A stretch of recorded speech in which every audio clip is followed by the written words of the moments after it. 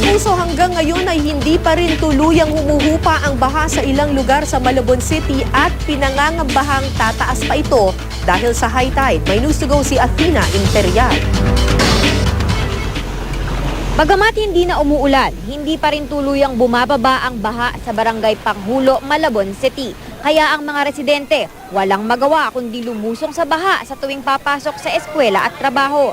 Dito sa bahaging ito ng Barangay Panghulo, sinasabi nila na nung kasagsagan ng paglakas ng pagbuhos ng ulan ay hanggang hita daw itong taas ng tubig. Pero ngayon na tumigil na yung pagbuhos ng ulan, hanggang dito na lamang. Inaasahan ng mga residente na tataas muli ang tubig dahil sa high tide. Kanya-kanyang paraan ng paglusong at pagbitbit ng mga gamit ang mga residente. Opo. Advantage na bike ang ginagamit pag ganito kataas ang Pag baha. malalim po, hinihila-hila na lang. Pag mababaw, tatakbo na. Gano'n na lang po ang... Ito pong dala-dala nyo sa batya, ano pong mga laman? Mga plastic po yan, ititinda. Gaano po kahirap na ganito po ang sitwasyon natin dito sa ating lugar na Napakahirap. Napakahirap kahapon hanggang dito.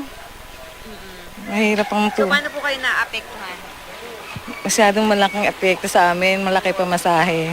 Talaga po kaming maapektuhan dahil po kapares nito, baha. Yung mga iba po hindi makapasok. Tapos unang-una ang mga estudyante, ang pamasahe, lalo po lumalaki dahil pagsakay nila dito sa mga truck, hindi naman po pwedeng maglakad lang sila dahil kahit na po paano, nag-aano sila sa mga una-una sa mga sakit.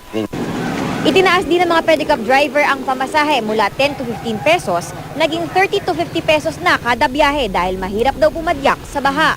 Minsan po doble, minsan po naging 30, triple pa nga eh. Minsan 50 pa nga po eh. Kasi wala silang magawa dahil wala talang masakyan. Nahirapan din mga nagagaya namin na mamasada eh. Nahirapan din kasi. Naunawaan naman nila kahit sabihin na tumaas ang pamasahe. Athena Imperial, GMA News.